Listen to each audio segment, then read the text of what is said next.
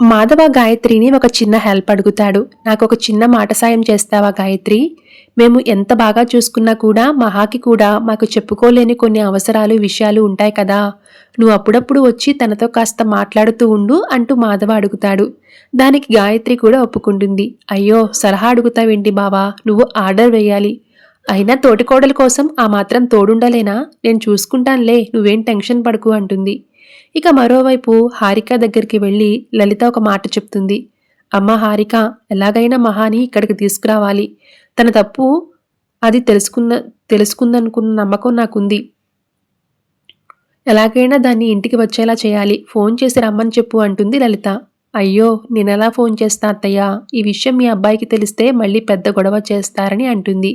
అవన్నీ వదిలే, నేను ఆ సంగతి చూసుకుంటా. మీ మావయ్యను కూడా ఒప్పిస్తా.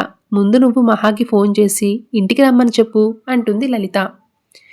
మహా సర్టిఫికెట్స్ కావాలని అడిగింది కదా, అవి ఇస్తాం, ఇంటికి రమ్మని చెప్పు అంటుంది లలిత.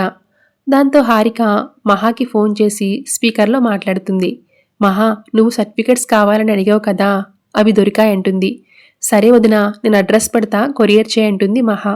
కొరియర్ వద్దు మహా, ముఖ్యమైన డాక్యుమెంట్స్ కదా, మిస్ అయితే ప్రాబ్లం. పైగా నేను కూడా బయటకు వచ్చి కొరియర్ చేసే పరిస్థితి లేదు.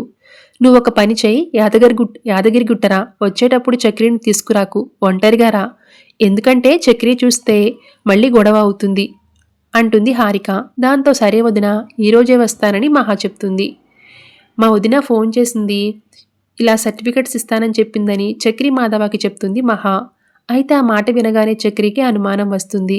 వాళ్లే ఫోన్ చేసి ఇలా రమ్మన్నారంటే ఇందులో ఏదో మతలబు ఉందని అనుకుంటూ ఉంటాడు. సరేనండి, అలా అయితే కొరియర్ చేయమనండి, లేదంటే నేను కారు తీసుకొస్తా, మనిద్దరం కలిసి వెళ్దామంటాడు. లేదు, మీరు రావద్దు, మళ్ళీ మిమ్మల్ని చూస్తే గొడవ పడతారు, నేను వెళ్ళి వచ్చేస్తా కదా అంటుంది.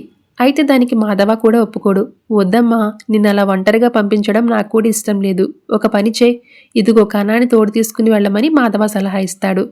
దాంతో సరి పెద్దే అంటుంది మహా. మరోవైపు మహా వస్తున్న విషయం ప్రతాపాదిలికి చెప్తుంది లలిత. ఈ మాట వినగానే ఆది ఫైర్ అవుతాడు.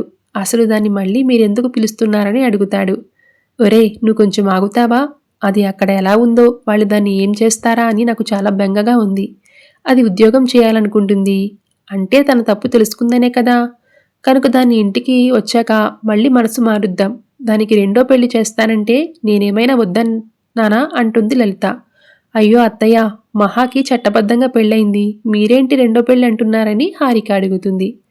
మహా ఇక్కడికి వచ్చి మనతో పాటు ఉంటానంటే ఒప్పుకుంటే ఆ పెళ్లిని ఎలా రద్దు చేయించాలో నాకు బాగా తెలుసు అంటాడు ప్రతాప్. మహా కన్నా బయలుదేరడానికి రెడీ అవుతారు. ఇంతలో చక్రి మరోసారి మహాని రిక్వెస్ట్ చేస్తాడు. ఏవండి, మరొక్కసారి ఆలోచించండి. ఇంత సడన్గా సర్టిఫికెట్లు తీస్తామని రమ్మంటున్నారంటే మీ మనసు మార్చి అక్కడ ఉంచడానికేమోనని అనిపిస్తుంది అంటాడు. మీరెందుకు అలా ఆలోచిస్తున్నారు?